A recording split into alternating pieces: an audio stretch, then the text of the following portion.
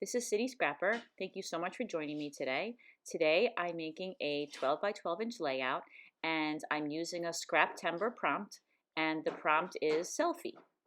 So the first thing that I did was cut a 12 by 18 inch piece of smooth white cardstock down to 12 by 12 and coated it in white gesso. I like white gesso because I feel that it protects the paper a little better than the clear gesso. Here I'm using some black acrylic paint, and I'm just trying to squeeze the last bit out of that tube to make some lines in the background. I'm just kind of trying something new. I thought some thick black lines might look great in the background, so I'm just trying it out. And now that I'm done making some lines, I'm watering down my acrylic paint on a piece of plastic, and here I am making some tiny splatters. And I'm going to add even more water to the paint, and I'm going to make some larger uh, big splatters. And I like to try my photo out to see how it's going to look, so I felt I could use another little splatter right there, but it turned out to be way too big, so I just dabbed it up and sprayed some water on it, which you can do when there's gesso on the background.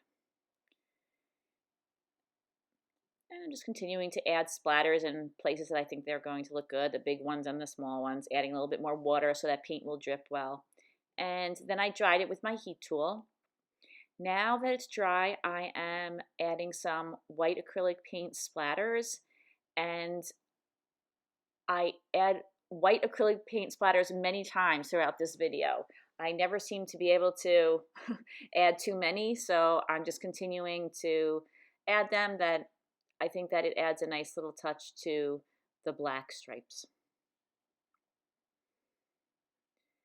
The next thing that I'm doing is I'm going back and I'm going to make some of those stripes a little bit longer. The photo covers up most of them, so I just wanted to make a couple of them extend out from behind the back of the photo. So I'm just lengthening them a little bit. And just continually trying my photo just to make sure that I'm adding enough. A lot of times, as you may know, once you start adding your photos to a mixed media background, a lot of it gets covered up. So I do end up usually making the area bigger and bigger as time goes on, and I try my photo on the background. After drying it with my heat tool, I'm going to be adding some sprays, and I'm going to start out with some turquoise and like a deep but bright pink spray. And the reason that I chose those two colors is because I'm going to be using some of a collection called She Blooms. It's a Bella Blvd illustrated faith collection, and the pink and the blue were two colors from the color scheme. And these are Tattered Angels sprays, and I have a bunch of these in my stash, and some of them don't have colors written on them, but I am using, like I said, a turquoise and a very deep pink. And as you can see there, I'm using the packaging technique, just putting some spray on some plastic and just moving it around the page,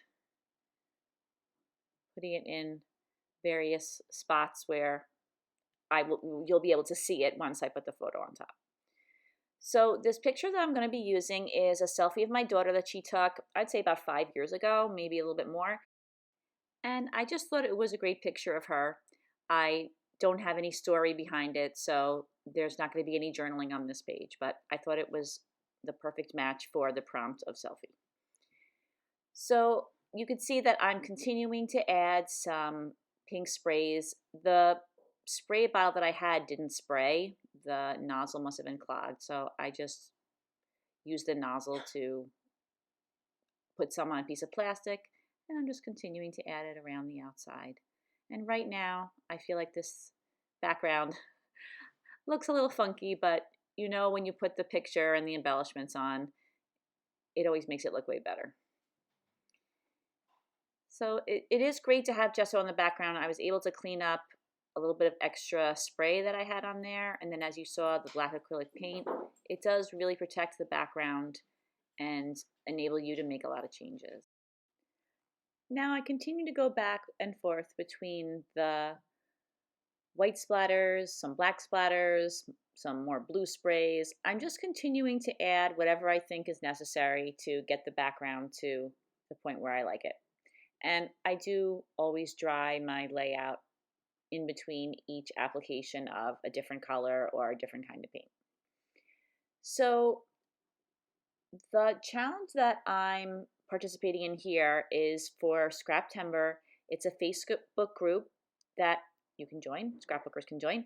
And in September, they have a prompt each day. And the prompts are wide open and allow you to interpret them in a lot of different ways. So I found them really inspiring. And then, you could post your layouts on the Facebook group. And there's so many beautiful layouts that I love looking at the Facebook group for inspiration. So I added a lot more splatters, white ones, black ones. Here I'm adding some blue splatters. And I'm back again adding some white splatters. Just continuing to add and add until I feel like it looks right. And I feel like it looks pretty good with the picture there. And I'm still adding some more white splatters, my favorite thing to do. So I don't have a lot of plans of using a lot of pattern paper or large embellishments on this page. So I did want to make the background kind of rich and have a lot of texture because a lot of it's going to be showing. Now I'm adding some stamping to the background. I'm using this stamp. It looks like it's mesh, and I'm using black archival ink to stamp it onto the background, and I like the way stamping on the background adds to the texture and just brings everything together. I really don't stamp enough. I really like the way it looks when I'm done, but I don't often pull my stamps out, so I'm really glad I did. I was really happy with the background, but I felt it was just like kind of missing a color.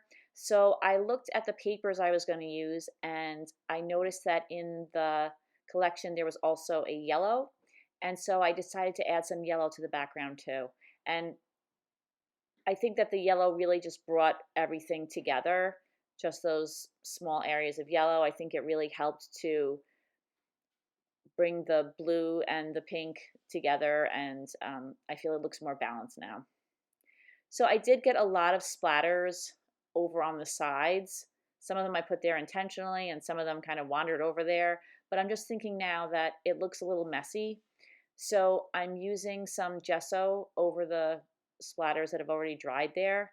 And it's not that they're totally covered up. You can still see the splatters a little bit, but they just look interesting. They don't kind of cloud the shape that was made there in the center. So they're very, very faint. But I felt like it was just getting a little bit too messy and straying away from the center cluster. And I do put a couple of coats on it.